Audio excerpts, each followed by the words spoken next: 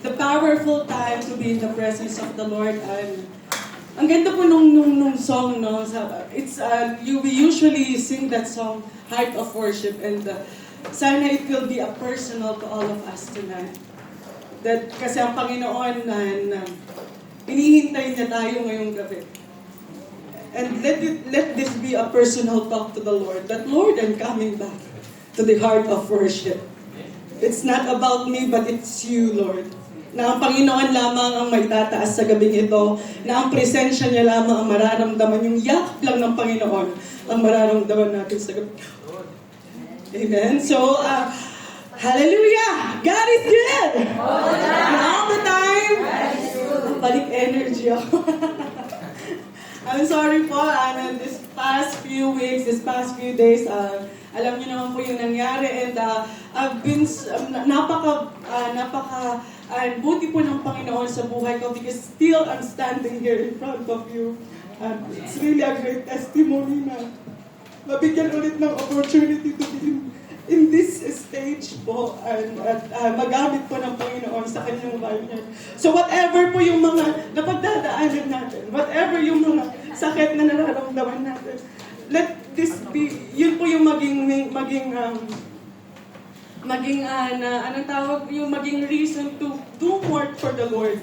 Na hindi hadlang yung yung mga problema natin, hindi hadlang yung mga sakit, yung mga ginagawa ng kaaway, na tayo ay mag-fall down, but it is a way for us to move forward, to go stronger para sa Panginoon. Amen?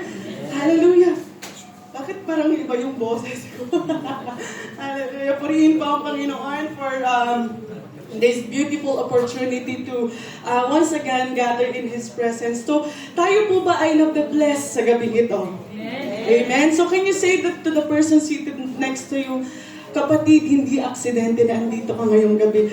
Magkalapit-lapit na lang. Amen? Kapatid, hindi aksidente na andito ka ngayong gabi. Amen. It's not an accident that we are here tonight. God brought us here together tonight kasi may gusto siyang ibigay sa atin na salita sa gabi ito. Maybe you came tonight here pagod, you're tired, you're confused, or you're feeling distant from God sa lahat ng mga problemang nararanasan natin. But tonight, I believe this is the time that He is calling us back. Ang Panginoon, He is calling us back to His presence. At napakasarap that we are given a chance. Sa araw-araw ng pamumuhay natin, the Lord is giving us the chance to call us back. Amen? Napaka-blessed natin. Kasi meron tayong ama, maaring nagkasala tayo sa kanila. At maaring hindi nila tayo mapatawad, hindi na nila tayo papansinin. But the Lord, even if we sin against Him, the Lord is calling us back. Amen. At napakasarap na magkaroon ng Ama, the King of all kings and the Lord of all lords. Amen. So excited na po ba tayo? Amen. Pasensya na po sa boses ko. Ewan ko, sinisipon po ata ako. Amen. Hallelujah. So, yung message po natin sa gabing ito is a reminder and a wake-up call. Especially sa lahat po na nagsiserve kay Lord, active and involved in the ministry. Amen po ba? Amen. Amen. So, the title of our message po tonight, wala po tayong consist. Nakalimutan ko. Sorry po. Ay, wala pa lang po, no? Sige, okay lang. So, yung title po ng message natin tonight is a question po. Isa po siyang question, yung title po ng message. Hindi po siya may post, but it's may post po ni Sis mamaya. So, yung message po natin tonight is entitled po, All In or Just Involved? Are you all in or just involved? Amen? And here's something na we cannot ignore. We shouldn't ignore.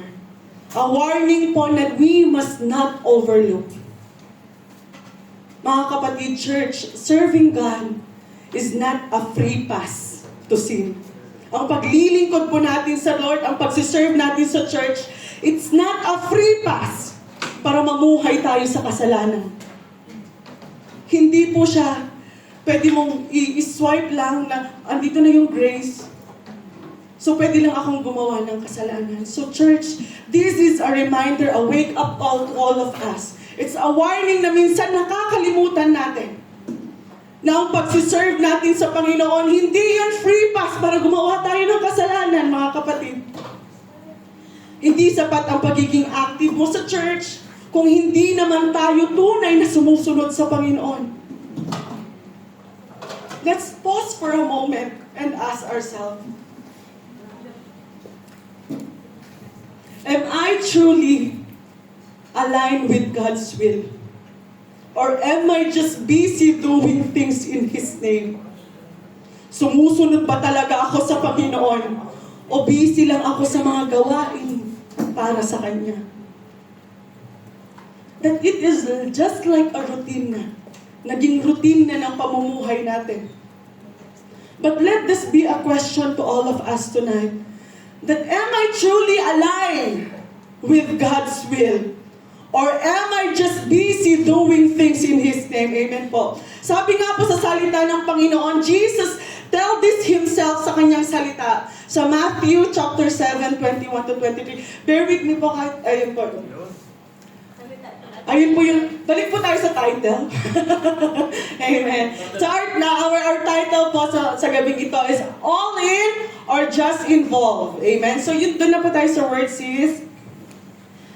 So basahin po natin. Can we all stand up po as reverence po sa salita ng Panginoon? Sabi po sa Matthew chapter 7, 21 to 23, not everyone who says to me, Lord, Lord, will enter the kingdom of heaven, but only the one who does the will of my Father who is in heaven.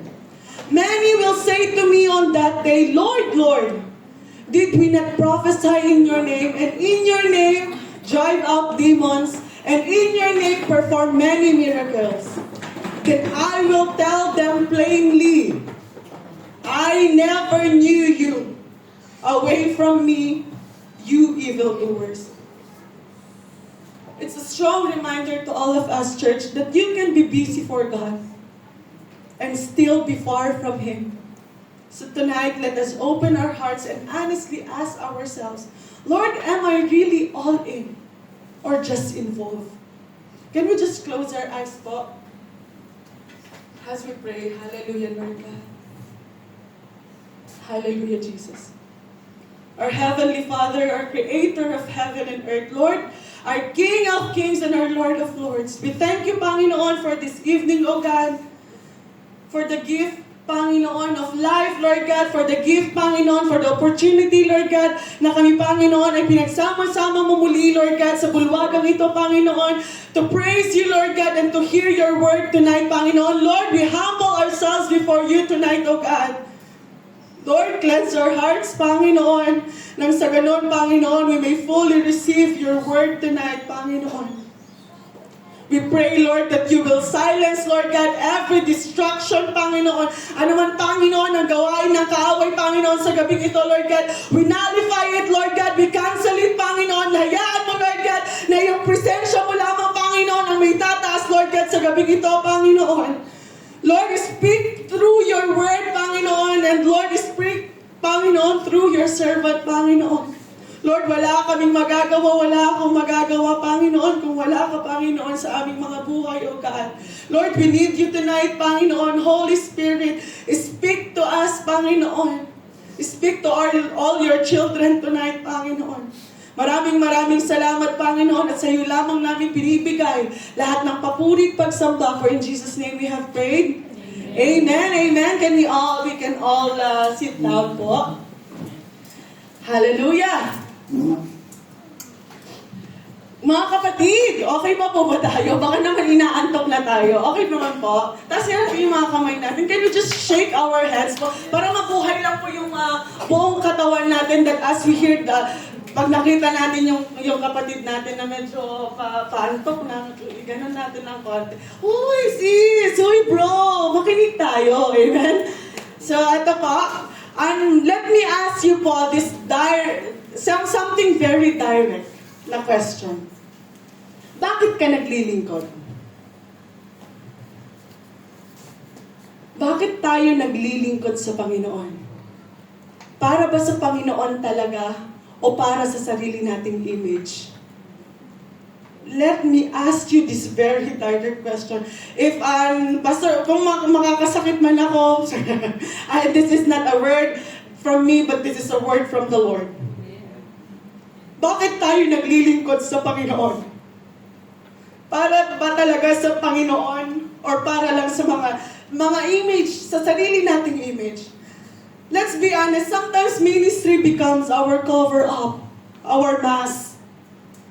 We use church involvement to hide the fact that our hearts are far from God. Na napakalayo na ng puso natin sa Panginoon, and yung ministry natin, yung pagsiserve natin, it became a cover-up, it became a mask na nakakatakot, mga kapatid. Kasi sabi ng Panginoon, listen to what Jesus says, and many will say to me, Lord, Lord. Pero ang sagot niya doon, I never knew you. Hindi kita kilala.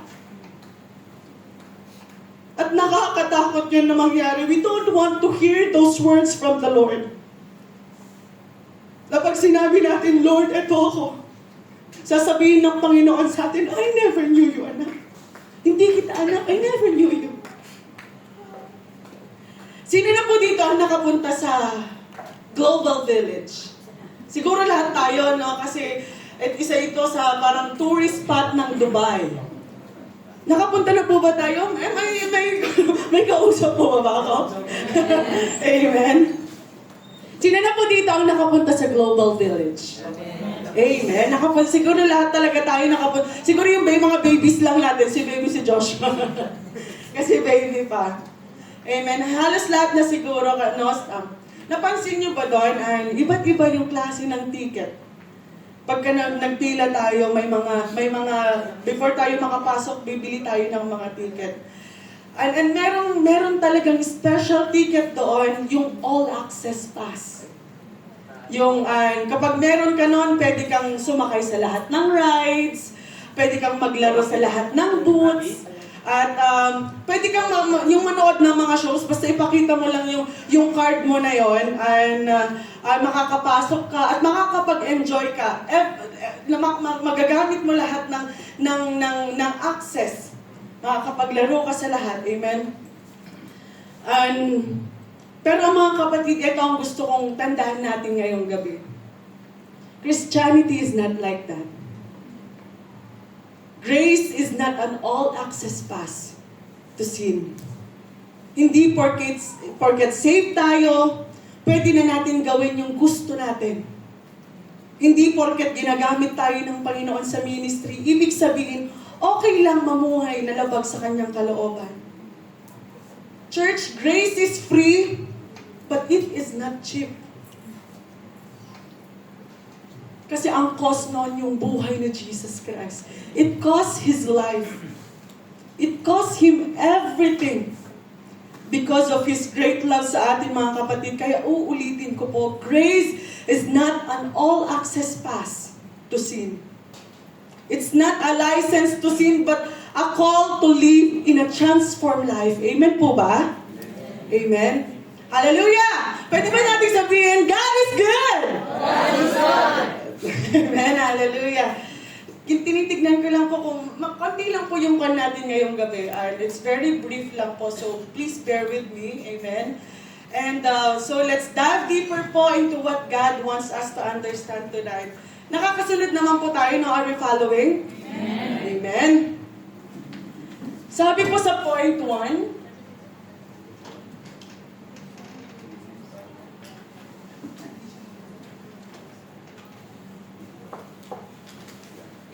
okay po, sa point 1 po natin is, used by God doesn't always mean close to God.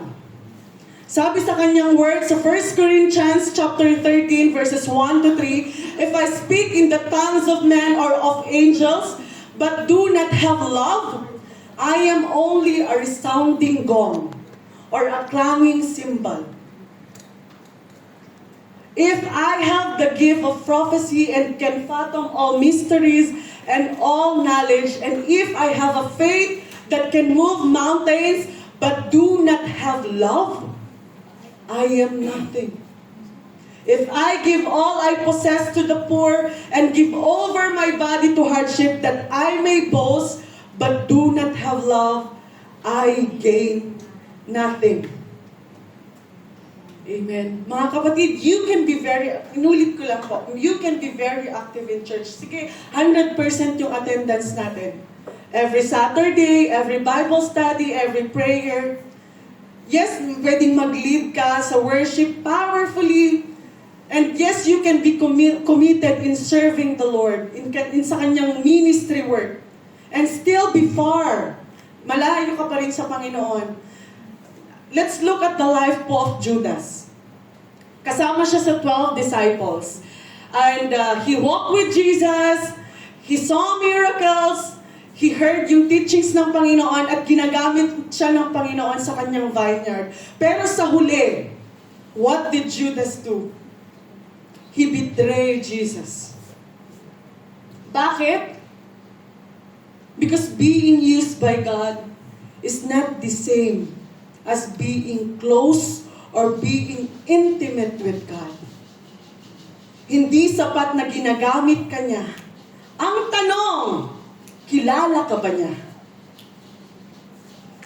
Hindi sapat na maraming ginagawa kung ang puso natin ay malayo sa Kanya. Church, let's reflect deeply po. Naglilingkod ba tayo kasi mahal natin si Lord? O dahil natutunan na lang natin yung sistema? May intimacy ka ba kay Jesus o nag-a-act ka na lang na malapit sa Kanya? Alam niyo, nakakalungkot isipin na may mga ilan na marunong mag-act na Christian. Pero sa puso, dry na. Wala na yung passion, wala na yung fire, wala na yung intimacy with God. Wala na yung uhaw sa presensya ng Panginoon. Kasi naging routine na lang siya eh. Yung naka-calendar na, naka-message na, sino pong magpapasundo? Kasi naging routine na lang natin. Napupunta tayo sa church every Saturday. O tatawag si pastor every Wednesday. Pupunta tayo ng masjid. Naging routine na lang siya. Pero ang tanong natin, naglilingkod ba tayo dahil mahal natin si Lord? Pumupunta ba tayo sa church kasi mahal natin si Lord? O naging sistema na lang ng buhay natin na kailangan natin pumunta every Saturday? Mga kapatid, let's reflect this deeply in our hearts. Hindi tayo dapat pumunta lang sa church. Dapat pumunta tayo sa church kasi mahal natin ang Panginoon. Because we love God. Amen.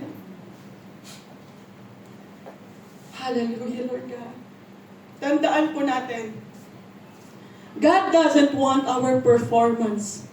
At paulit-ulit natin itong naririnig every Saturday. He wants our hearts. Ang gusto ng Panginoon, ang puso natin, mga kapatid. He don't want you to perform. He don't want you to act. It's not a cover-up. It's not a mask. God wants our heart, mga kapatid. Hallelujah. God desires yung puso natin, hindi lang ang mga kamay natin.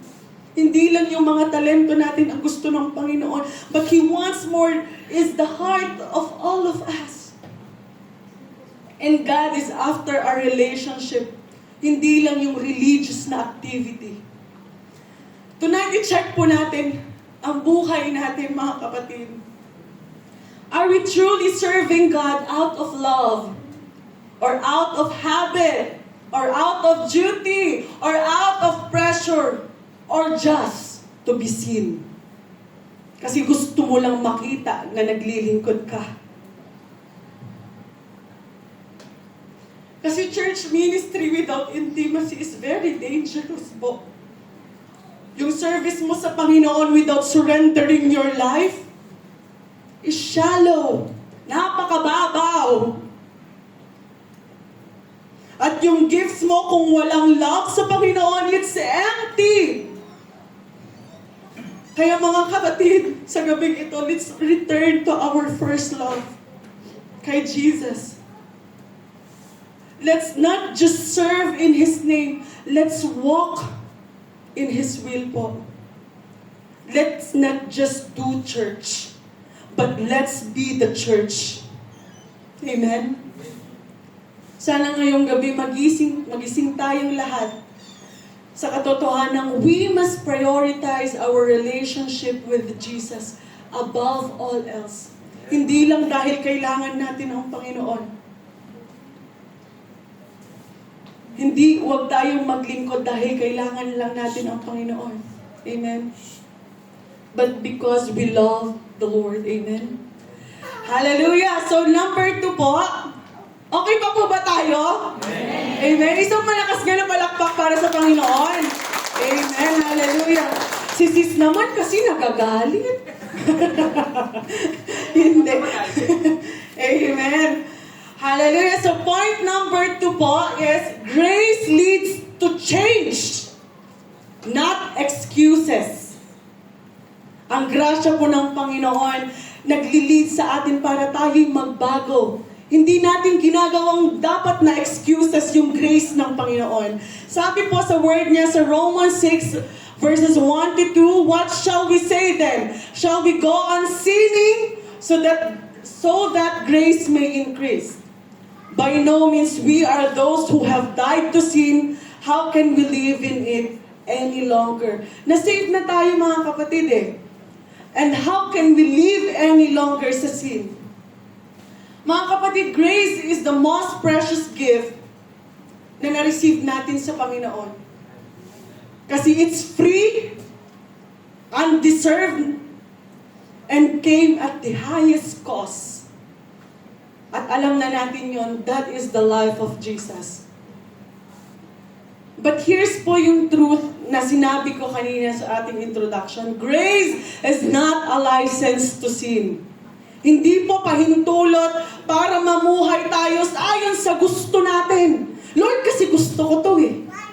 Gagawin ko to kasi ito yung gusto ko. Ito yung nagpapasaya sa akin. Grace does not give us permission to continue sin. Mga kapatid, grace empowers each and every one of us to overcome sin. Yung grasya ng Panginoon, tinutulungan tayo. It empowers each and every one of us para ma-overcome natin.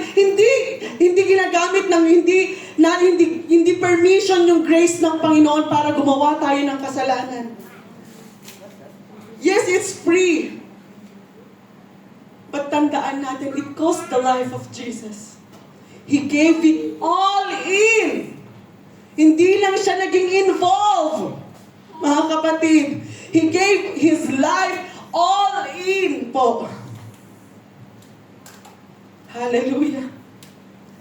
Imagine po someone saying, okay lang magkasala kasi mahal naman ako ni Lord.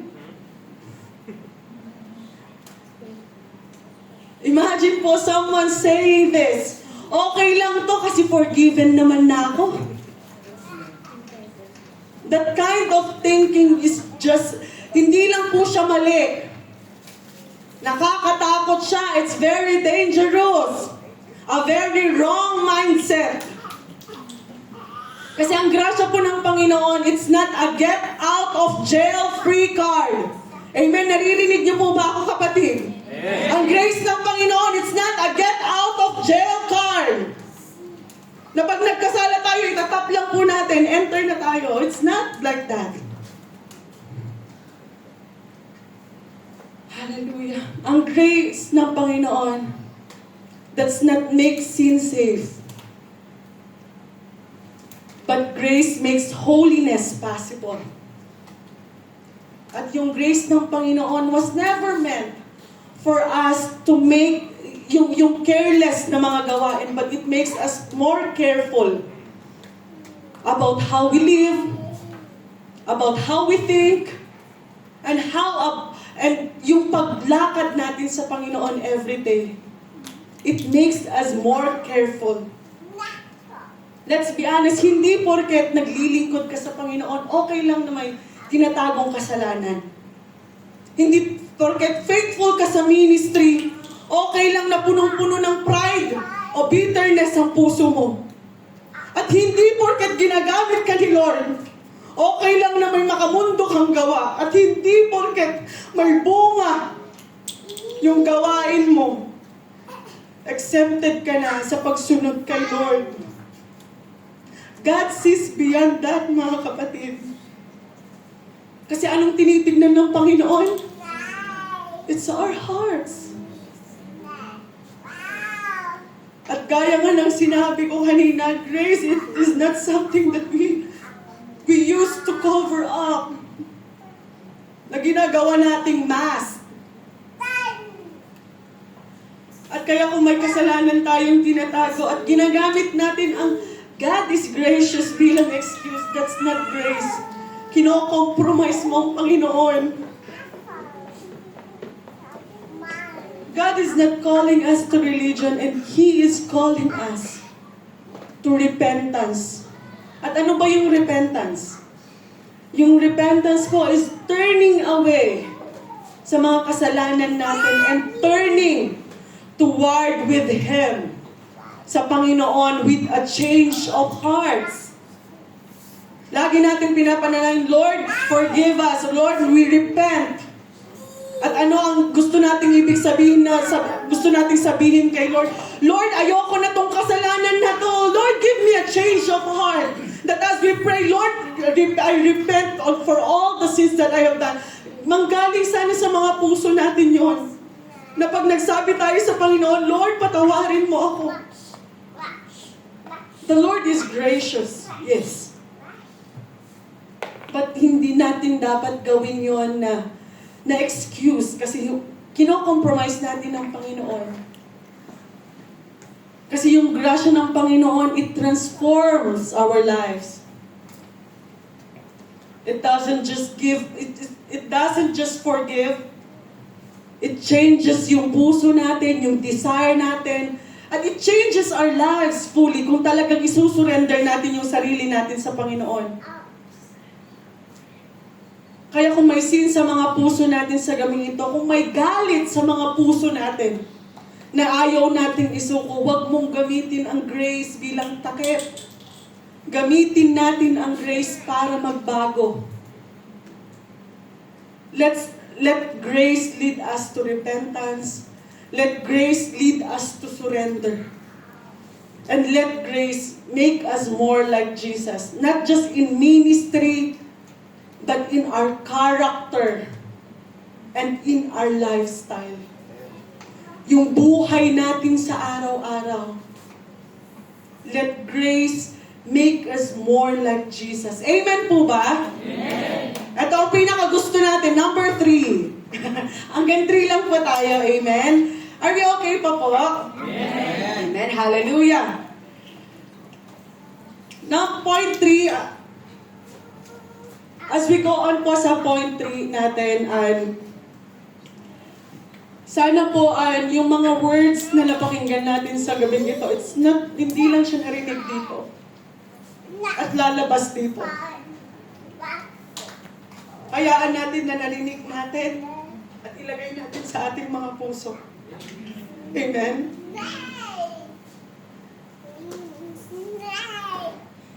Kasi ang ganda ng message sa atin ng Panginoon. Hallelujah. So point number 3. Okay po, water break daw po muna.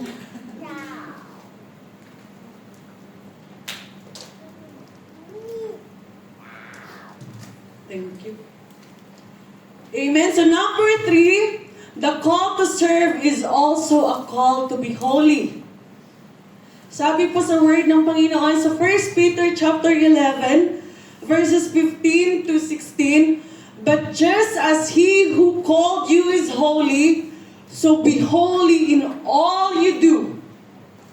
For it is written, Be holy because I am holy. Sabi ng Panginoon. Mga kapatid, gusto ng Panginoon na maglingkod tayo sa Kanya. Yes, God can use anyone, kahit sino, kahit kailan. But that doesn't mean any lifestyle is acceptable. Yes, pwede kang gamitin ng Panginoon. But hindi ibig sabihin na yung lifestyle mo acceptable sa Panginoon. Hindi ibig sabihin na okay lang kahit anong klaseng pamumuhay na meron ka, na meron tayo. Kasi may mga moments na talagang gusto nating magamit sa ministry ng Panginoon. Yes. Lord, gusto kong mag-serve sa'yo. But ang sabi ng Panginoon, kaya mo bang iwan yung kasalanan mo para sa akin? Because God can use anyone, kahit sino, kahit kailan. But yung lifestyle mo, yung lifestyle natin, kaya ba nating iwan yung mga kasalanan natin para sa Panginoon? Kasi hindi lang skills ang tinitignan ng Panginoon. Hindi lang yung galing natin yung tinitignan ng Panginoon. But He looks at our character. Kung sino tayo, hindi lang yung galing, kundi yung puso natin. Yes, you can encourage with power. Yes, you can live worship with passion. Yes, you can serve with excellence. But if your private life, our private life, contradicts to your public ministry, our public ministry, may disconnect siya, kapatid. And eventually po, that disconnect will be exposed. At maaapektuhan ang mga taong nasa paligid natin. Because they will feel that you are just using the name of the Lord as a cover up. Sabi nga sa salita niya, you shall not take the name of the Lord, your God, in vain. Huwag mong gamitin ang salita ng Panginoon in vain, mga kapatid. Kasi oo, maaaring ma-impress mo ang mga tao sa pamamagitan ng iyong galing. Ang galing naman ni sis, ang galing naman ni bro. Yes, pwede mo silang ma-impress. Sa talento mo, sa boses mo, sa husay mo, sa leadership mo, o sa anointing mo sa ministry. Pero ang mas mahalagang tanong, sumusunod ka ba kay Lord kahit walang nakatingin? Tapat ka ba sa Kanya behind the scenes ng buhay mo? Matuwid ba tayo hindi lang sa church, kundi pati sa bahay natin, sa trabaho natin, sa paggamit natin ng cellphone, at sa mga iniisip natin, kapatid? Pag andito ba tayo sa church, parehas kung andun tayo sa bahay? Amen po ba? Kung andito ba tayo sa church, parehas po ba pag nasa trabaho tayo? Parehas po ba? What is our lifestyle behind the scenes? Kung walang nakakakitang kapatiran. Are we living a life that is holy? It's not about the people who will see you, mga kapatid. But it's the Lord who will see us. Dahil kahit saan man tayo magpunta, the Lord is with us. Lagi nga natin sinasabi sa prayer natin, Lord, be with me. It is already in His word that I will be with you. That is His promise already. So dapat nakukuha natin yung sarili natin. And napapansin natin yung sarili natin. Kasi kasama natin lagi si Lord. Nagbuwalk tayo na kasama si Lord. So if may ginagawa tayong kasalanan, nakikita ni Lord. Hindi man makita ng kapatid natin, but nakikita ni Lord. Hindi man nakikita ni pastor o yung mga leader ng church, but nakikita yun ng Panginoon. Amen? Hallelujah. Kung walang nakakakita sa iyo, kung walang church, kamusta ang buhay mo, kapatid? Tapat ka pa rin ba kay Lord?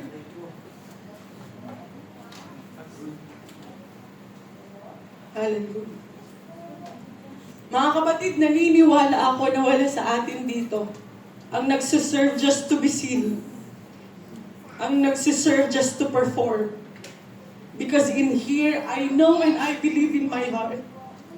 We are here because we love God. Amen? We serve our one true God with all the joy and sincere heart. Hindi lang para makita ng tao, kundi para lumalim pa yung relasyon natin sa Panginoon. Let's be a church that doesn't just serve with excellence. Let's be a church that serve with holiness. Amen po.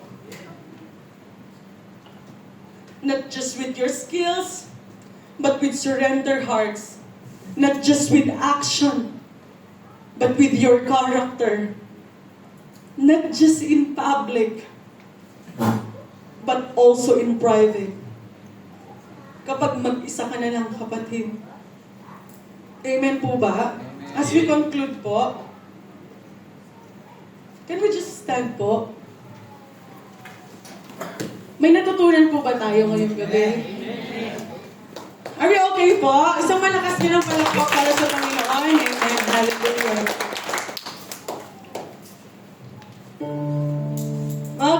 Mga kapatid, can you just close our eyes?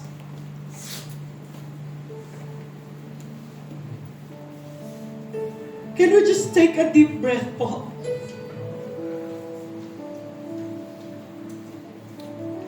And let's allow the Holy Spirit to whisper this question in our hearts. All in ba talaga ako or just involved? Yes, baka nga active ka sa church. Baka nga committed ka sa ministry. Baka nga lagi kang present.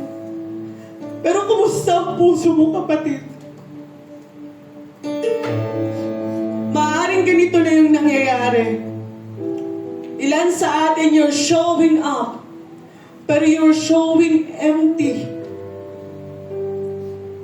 You're leading, but inside, you're lost. You're serving, pero hindi ka sumusuko araw-araw sa Panginoon. Napagod ka na, pero hindi mo sinasabi. Nawala na yung passion, pero pinipilit mong itinatago. Dahil naging routine mo na lang siya. Hindi ka na naku-fall in love kay Lord unlike before. Pero church, grace is calling us back. Hindi para mapahiya tayo, kundi para ma-restore tayo. Hindi para i-condemn tayo, kundi para yakapin tayo muli. Let's remember this truth, mga kapatid. Ang ministry ay hindi kapalit ng intimacy. Ang anointing ay hindi excuse para wag kang magpakumbaba kay Lord. Ang paggamit ng Panginoon sa atin ay hindi guarantee na malapit pa rin tayo sa Kanya. So tonight, God is giving us a chance to make a real, honest response. To lay down every pride, to lay down our secret sin, to lay down yung mga image na pinipilit nating protektahan, to lay down yung ministry routine na wala ng relasyon, and to pick up a genuine hunger for Jesus. To pick up a soft heart that listens to Him again. And to pick up a life of quiet surrender. Hindi lang public service. Jesus gave everything for us, mga kapatid. Hindi niya tinipid yung pagmamahal niya sa'yo at sa akin. He went all in, all the way to the cross. So ngayon, tinatanong tayo ng Panginoon, anak, ako lang ba ang all in sa buhay mo? O sasama ka na muli sa akin ng buo? I don't want a partial of you, but I want all in of you. That is what the Lord wants of all of us tonight. Church, no more half-hearted worship. No more double life. No more spiritual pretending. Let's be real. Mga kapatid, let's be honest and let's fully surrender again. Jesus is asking of our whole heart tonight. Huwag mong hayaan na yung moment na to, it will just be a pass. Let this be the night you say to the Lord, Lord, pagod na akong maging involved lang. Ngayong gabi, I want to be all in. Let this be the night you say to the Lord, Lord, pagod na akong maging involved lang. I want to be all in. Hallelujah. Oh, the Lord is looking to all of our hearts tonight. Let's come back. Let's go back to the Lord tonight. I'm coming back to the heart of worship. Come on, let's give our hearts to the Lord tonight. Let's surrender our hearts to the Lord tonight. Let this song be a personal to you and to the Lord.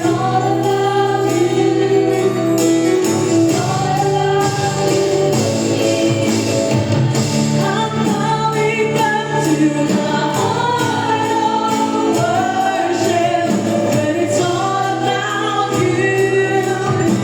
It's all about you, Jesus. I'm sorry for the things I did. It's all about you. It's all about you, Jesus. You're looking into my heart, into my heart.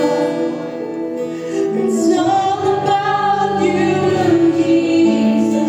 Lord, nandito kami, Panginoon. Not just for ourselves, Panginoon, but for you, Lord God, to move in our lives, Lord God, like never before, Panginoon. Lord, we want to surrender our life fully to you tonight. Ano man, Panginoon, yung naghihinder, Panginoon, sa mga anak mo, Lord God, to give their life all in, Panginoon. Lord, ikaw, Panginoon, ang mag-minister, Panginoon, sa bawat isa, Lord God. Ano man, Panginoon, yung mga kasalanan, Lord God, na ayaw namin isuko, Panginoon. Lord, tonight, Panginoon, hinahayaan ka namin, Lord God, to move freely, Lord God, sa buhay ng iyong mga anak, Panginoon. Ano man, Panginoon, yung naghihinder sa bawat isa, Lord God, to come before you, Panginoon, with a humble heart.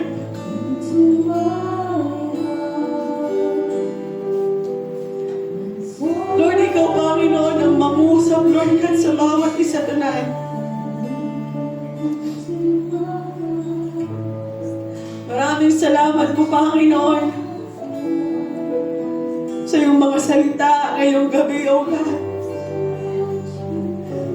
Lord, tulay nga, Panginoon, that you are enough, Panginoon, to correct us, Panginoon, to confront us, Lord God, and to call us back, Panginoon. Lord, patawarin mo kami, Panginoon, Sa panganahon, Lord God, na naging abala kami, Panginoon, sa iyong ministry, Panginoon. Pero nakalimot na kami, Panginoon, na manahimik, Lord God, sa iyong presensya. Patawarin mo kami, Panginoon, for all those moments, Lord God, that we are not calling to you, Panginoon, that we are not praying, Panginoon.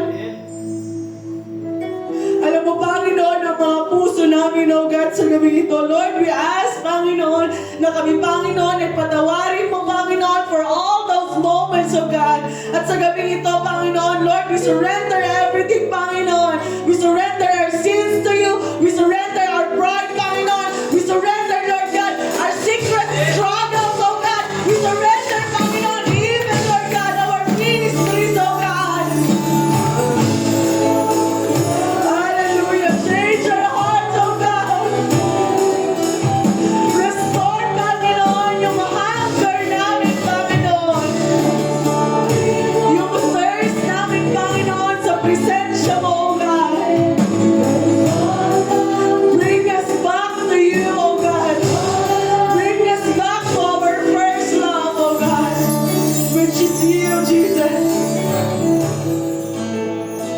Hallelujah, Panginoon.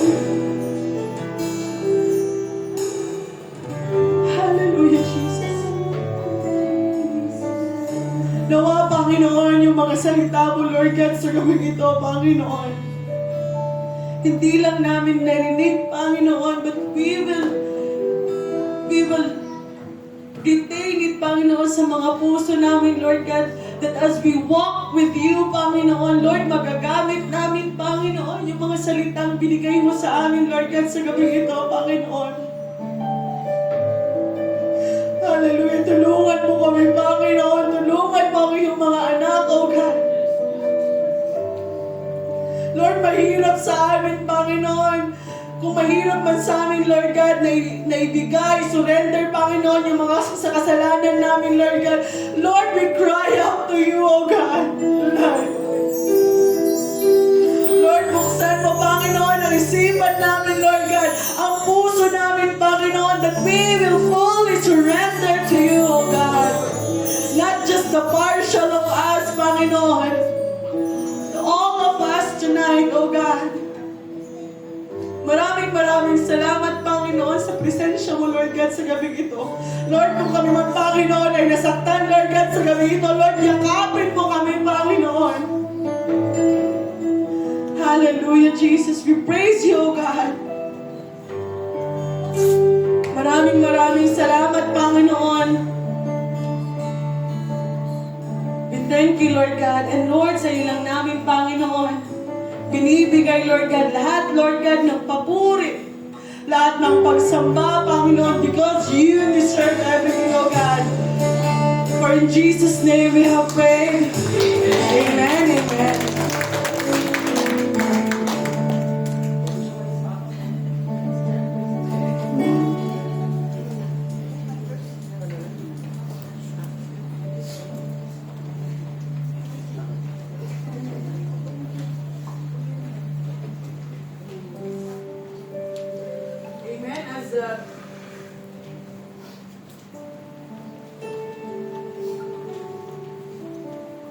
Hallelujah. So tonight is our first Saturday po of the month.